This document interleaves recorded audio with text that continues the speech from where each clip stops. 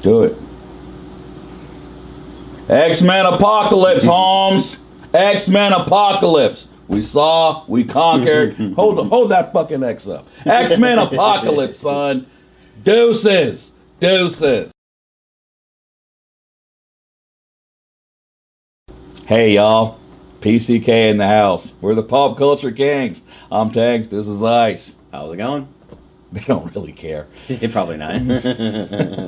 Dude, we just saw X-Men Apocalypse. Sir, your thoughts? Oh, what was it? 49% this time? 49% on Rotten Tomatoes. I'm not getting this. I mean, like I said, usually Rotten Tomatoes is on point. Between this one and, what is it? Days of Future Past is sitting 91%, I think. But this year has been a little... Because, okay, Deadpool is sitting at 83%, which personally I think is low. You know, Captain America Civil War 90. You know, anything Disney has, you know, Zootopia 90, Jungle Book 95. I think Zootopia's like 93. 98. 98, okay. But, and, you know, Batman v Superman, whatever you say about the movie, it is not 26%. Okay, come on. Even some of the critics are like, yeah, I liked it a lot more than Man of Steel. But you gave Man of Steel a decent review. But, so, okay, whatever. So, the early reviews come out, oh, this movie's not that good, it's this, that, or the other. X-Men Apocalypse, mind you. And so I'm like, oh, crap. So, go see the movie expecting it to be, you know, mediocre. And dude, again, some of these critics are just absolutely shitting the bed, dude. I mean, come on. I mean, dude, 49%? I mean, is it as good as Days of Future Past? No, it's not. No, but personally, I liked it better than First Class. Oh yeah, it's definitely better. It was a ton better than the Wolverine. It was miles better than X-Men Origins the Wolverine. It was Citizen Kane compared to the X-Men The Last Stand. And X2 was better, and I liked it better than X-Men 1. Yeah. So, really, X-Men 2 and X-Men Days of Future Past are the only two X-Men movies, in my opinion, that stand above X-Men Apocalypse. I won't agree with that one. I definitely won't agree with that one. But, and overall, you know, I'm not a hardcore X-Men comics fan. I was more into Superman, Batman. Spider-Man was my guy back in the day. You can tell me shit about Spider-Man. You know, they lost me with that maximum clonage bullshit. I jumped ship after that. But, dude, I was kind of a casual X-Men comic fan. What frustrates me is that, you know, when X-Men was really, really popular in the 90s, all they did was series after series after series, but you have to collect all the titles to get them. You know, Bishop number 3 and Deadpool number 4 through 7, or Wolverine number 121 through 124, and Astonishing X-Men, Uncanny. You had to get all these comics, you know, to get one series, and then that series will lead to another series. Hence why ultimately Marvel went bankrupt. But anyway, so I was a casual X-Men fan. But, you know, I got mildly, I didn't kind of get off the train. Just I wasn't really on it to begin with. I was kind of a casual reader because I love the trade paperbacks, Dark Phoenix, Executioner Song. I love the Cable comics, love the Bishop comics. But, and I thought the first movie was okay. But X2 was really, oh shit, that was a really cool movie, right on. Yeah. Then X-Men The Last Stand, the least said the better. X-Men Origins Wolverine, let's just pretend that movie doesn't exist. Yeah. And the Wolverine was decent. X-Men First Class was a really good start.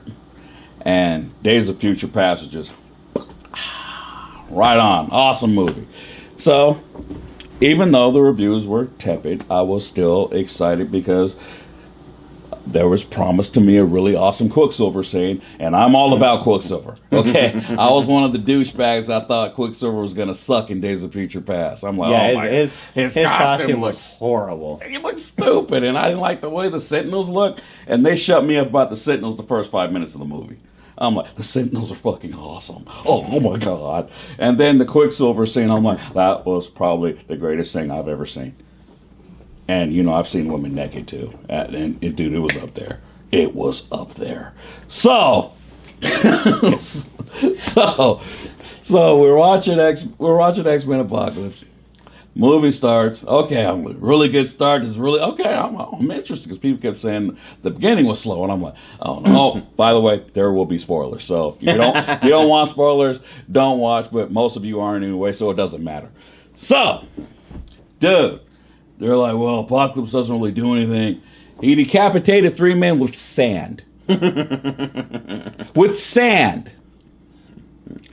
Sand. 3 men's heads came off with sand. Fuck you. Okay. But you were saying that you liked the character, but it wasn't Apocalypse. Please explain that to me, sir. It's kind of hard to explain. If you people that know Apocalypse will get it. I mean, the character was good. And I mean, it was definitely better than most Marvel villains and actual Marvel Disney properties. But it just lacks something. What was that something? It just his presence wasn't. I don't. One thing was his presence. I mean, because. Well, let me ask you this. Yes. What's the difference between this Apocalypse and the comic book Apocalypse? I was trying to explain that. It's just. His presence, like I said, his presence wasn't there. His cockiness wasn't there. I mean, Apocalypse is the kind of villain that it's like you go against him. He's shocked that you're doing it. He's like, "You dare defy me?" I mean, it's just. Oh, okay. He's like, "How dare you fight me?" Like, dude, I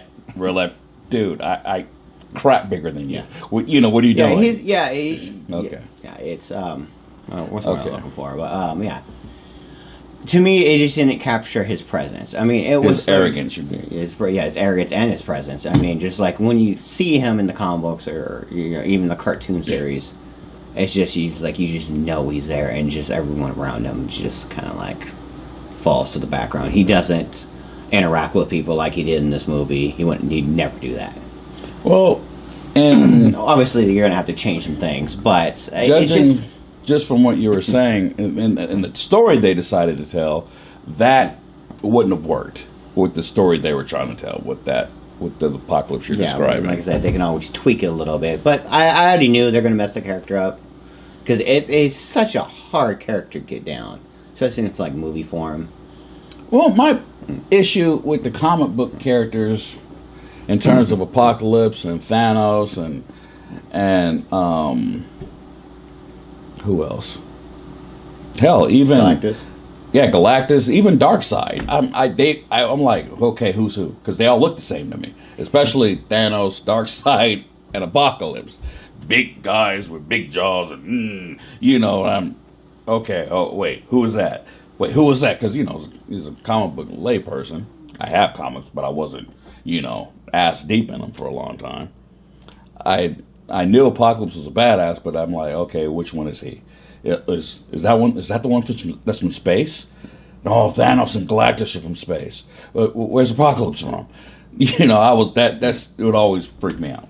No, Apocalypse, like the ultimate mutant. Blah blah blah blah blah. So, just in terms of the broad strokes I knew about the character, I thought they did a good job. But then again, I don't know the character as well as hardcore X-Men fans do.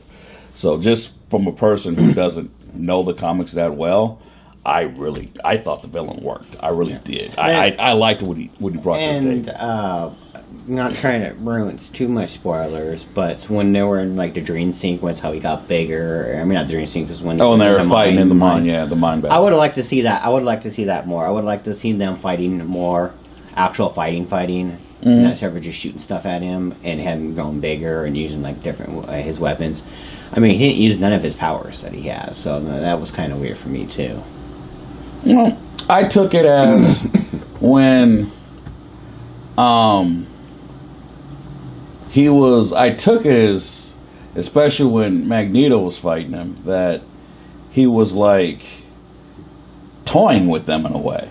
It was like, oh, I'm gonna, because it's like they can't. Well, Mora said, they can't stop him. It's like, he had a smirk on his face. It's like, oh, they really think they can beat me. See, Yeah. I kind of got what what you were talking about in terms of him. These people think they can beat me. I kind of got that in that scene. Yeah. And when Jean Grey walks out, which is completely badass, by the way, and she goes all badass Phoenix on him, dude. I'm sorry. There was a wet spot in my pants. Dude, I'm sorry. It wasn't there before the scene. Okay.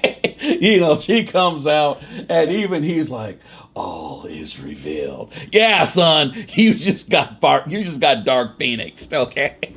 Dude, it was badass. I would like to see him, like you said, is when they start fighting him, I would love to see him got big there. Not just in the mind, in the fight in the mind. I would like to see him expand to get bigger. That's one thing I was really hoping for. Not just in that little sequence of theirs that they fought each other. You know what that would have been cool, but dude, and this is what sucks. And I hate to even bring this up, but this is what sucks. As there'd be those assholes out there. They only did that because of Giant Man.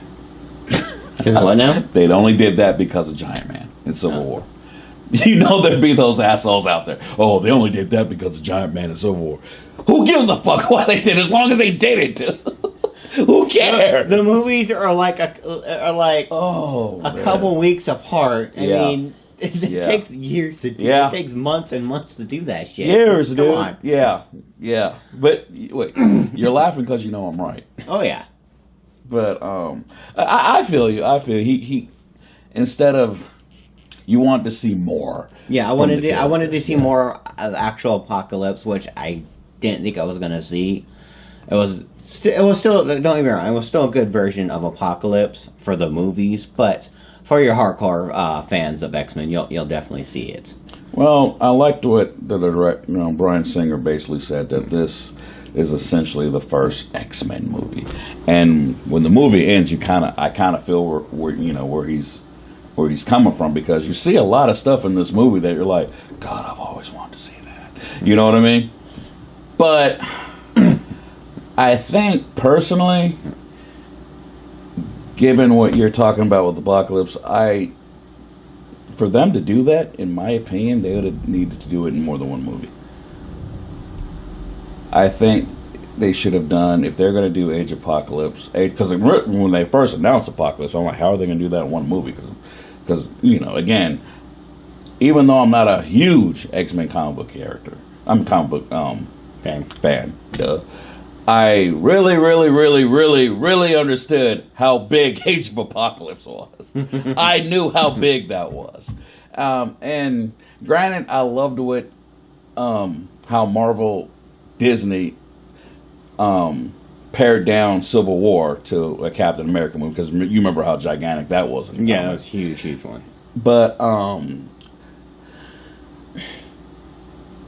Fox kind of doesn't have that issue, because they have all the X-Men, and I think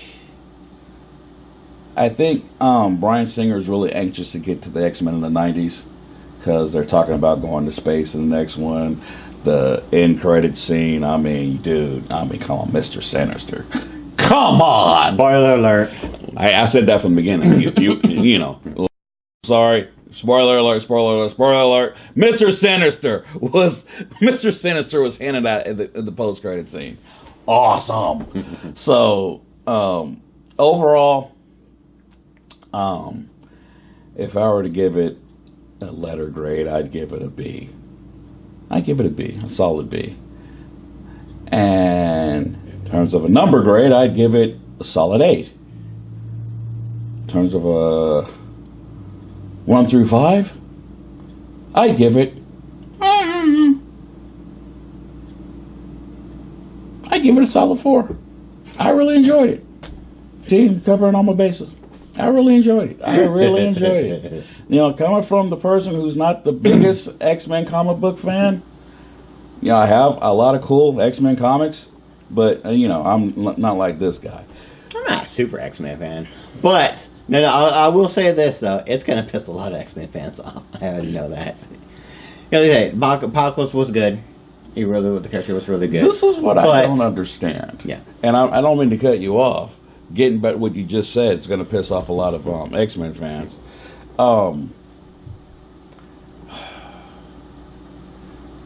I don't think it's going to piss them off on the level of X-Men: The Last Stand, X-Men Origins. I don't think it's going to piss them off on that level, because at the end of the day, Apocalypse is a really cool movie. I know there's, from the reviews I've read, I know there's some casts that are, were disappointed by it, this, that, or the other. But again, I really dug it. But continue what you're saying. Yeah. Well, like I said, we've been waiting for Apocalypse. Oh, shit. I mean, they should have done Apocalypse years ago, which I'm glad they didn't, because the technology was kind of off by then. But we were waiting for a long time for Apocalypse. And we got an Apocalypse movie, but without really Apocalypse in it. It was just kind of like their version of Loki, so to speak. See, that I disagree with you, because he was a lot more ruthless than Loki. No. What I mean by that is that he was there, but it wasn't really Loki. You know what I'm saying? It's like in the movies, Loki's not really like that. Well, in the comic books, Loki's a complete douchebag. Yeah. Okay, in the movies, he's really cool. That's what I'm saying. He just kind of did the opposite thing. I mean, he's really cool in the comic books, and his presence is there, his arrogance is there. In the movies, I don't think it just shows that. I don't think it shows it enough. Because, I mean, this guy's like, put like Donald Trump, fucking, the fuck's it, Kanye West, put all those guys, how arrogant they are, times it by 1,000, that's you got Apocalypse right there. Oh, please, dude. Yeah, this guy, this guy is arrogant. Dude, there's no way they could have done more than one movie with that guy. He would have been like, look, we got to kill this dude in the credits. Okay? He's that big a dick. Yeah, it's just, like I said, if they would have just done certain things just a little different, it probably would have been better. Like I said, his interaction with other mutants was kind of like, eh. See, I disagree with and you. having just given people their power, because, I mean, he just literally just tricked them. Hey, man, we're going to cure you. Come on here. Okay. Nope. Slave. Well, in the movie, for all you Heroes fans, Apocalypse is essentially portrayed as, Peter Petrelli Omega. You know what I mean? Like the ultimate version of Peter Petrelli. Oh, you have powers? I have them now. You know what I mean? That's what I got from the kid. And I really thought he was an arrogant douchebag, but he was really... Wasn't arrogant enough. I loved how powerful he was. Because, to me, I don't think they scared him. I mean, he didn't turn into a giant, other than in the mind battle, but, dude, he was very formidable, because they're all fighting him at the ending, and he's just sitting there like, wow, they really think they can win. Then it doesn't turn until, Jean Grey literally goes nuclear on him. You know what I'm saying? So I obviously got more out of it than you did. Oh no! See, you keep thinking that. I got more out of Apocalypse. Yeah, I still really enjoyed it, and he was still a good character. It was just wasn't an Apocalypse I was hoping for. Oh, okay, right on. Like I say, it was still a good movie. I'll definitely give it a. I would definitely give it. I don't want to say thumbs up, because I don't think we can say that legally, but without getting sued. But, rest in peace. Yeah, both of them. Both of you, rest in peace. Yeah, but yeah, like I said, B. I give it a B. Solid B? Solid B, yeah. I had no problems with the movie. It was still a good movie. Just in my mind, it was like, he wouldn't be doing this, or he wouldn't be doing that. So, I mean, how he did certain things, but still, if I didn't know Apocalypse, it would have been a great movie. And it was still a great movie. It was that's my vote. Yeah, it's just, I just wanted to see him do different things. Just pretty much is what my take of it. What I dug about this villain was that, as much as I love Civil War, the one problem I had with the movie was that the movie seemed to come to a dead stop every time they show Baron Zemo. That wasn't the case in Apocalypse, because his character was, even though he wasn't what you wanted, I thought what we did get from the character was really cool, and how his disdain on man was really awesome. And I got a lot out of that character. I really did. I really enjoyed that character. And I'm